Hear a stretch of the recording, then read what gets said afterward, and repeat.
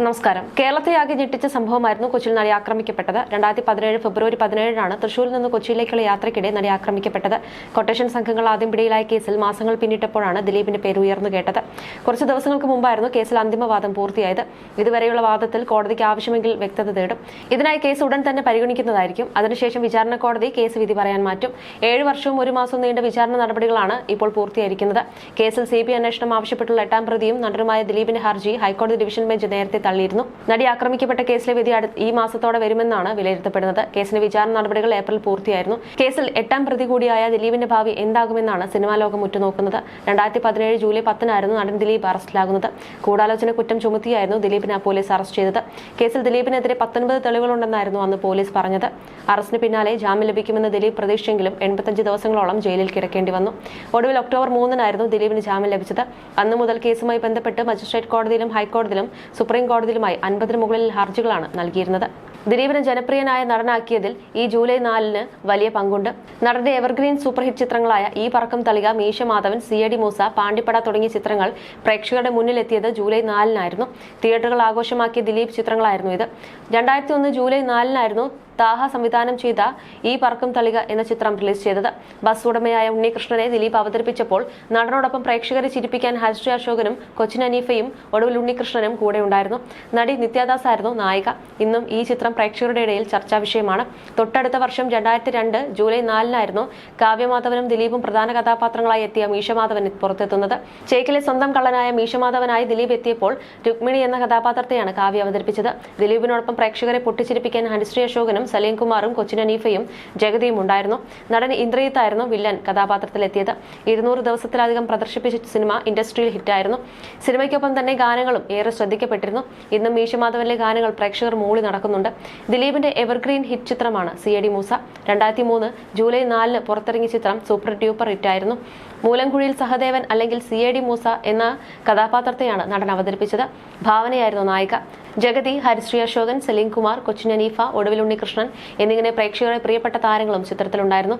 സിനിമയിലെ ഗാനങ്ങളും ശ്രദ്ധിക്കപ്പെട്ടിരുന്നു. റാഫി മെക്കാർട്ടിൻ സംവിധാനം ചെയ്ത പാണ്ടിപ്പടയാണ് ജൂലൈ 4 പിറന്ന ദിലീപിന്റെ മറ്റൊരു ഹിറ്റ് ചിത്രം.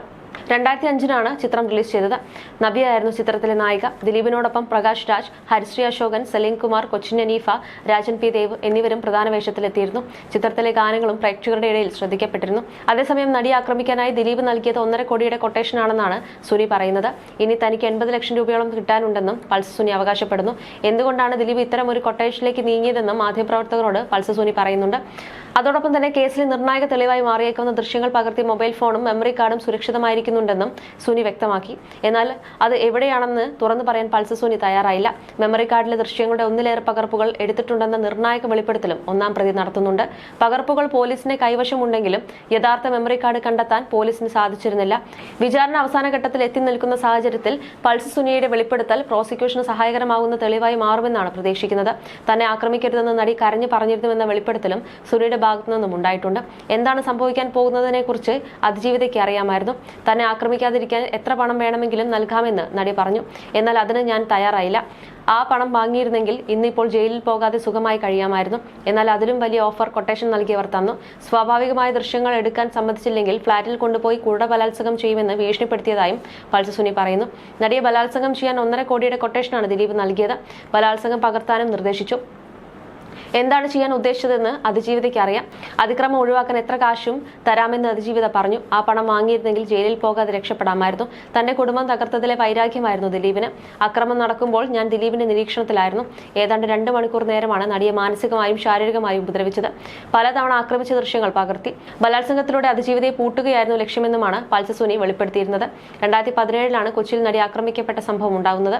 എന്നാൽ ഈ 2017 മുമ്പും സമാനമായ രീതിയിലുള്ള കൃത്യം ചെയ്തിട്ടുണ്ടെന്നാണ് പൾസ് സുനി പറയുന്നത്. എന്നാൽ അവർ ആരും കേസിന് പോയില്ല. എല്ലാം ഒത്തുതീർപ്പിലെത്തുകയായിരുന്നു. അതൊന്നും ദിലീപ് പറഞ്ഞിട്ടായിരുന്നില്ല. എന്നാൽ ഈ കാര്യങ്ങളൊക്കെ നടി ആക്രമിക്കപ്പെട്ട കേസിലെ 8ാം പ്രതിയായ ദിലീപ് അടക്കമുള്ള പലർക്കും അറിയാമായിരുന്നുവെന്നും പൾസ് സുനി സമ്മതിക്കുന്നു.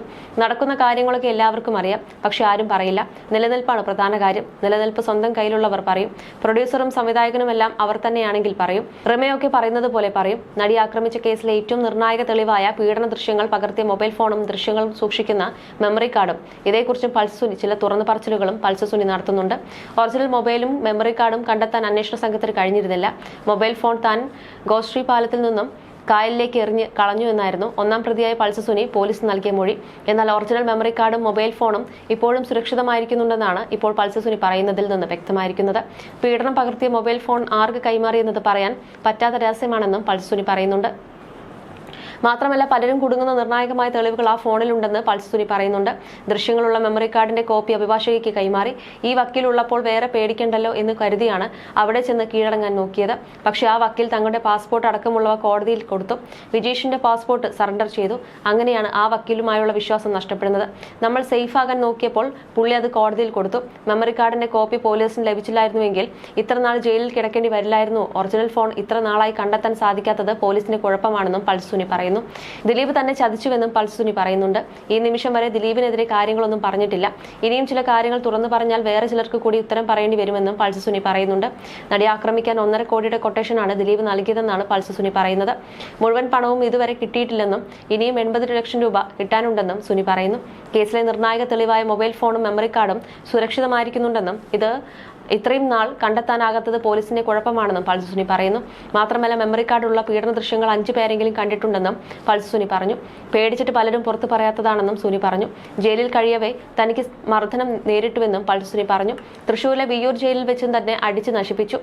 അതിനുശേഷമാണ് ദിലീപിന് കത്തെഴുതിയത്. സ്വന്തം കൈപ്പടയിൽ എഴുതി അമ്മയ്ക്ക് കൈമാറിയ കത്താണെന്ന് സുനി സമ്മതിക്കുന്നു.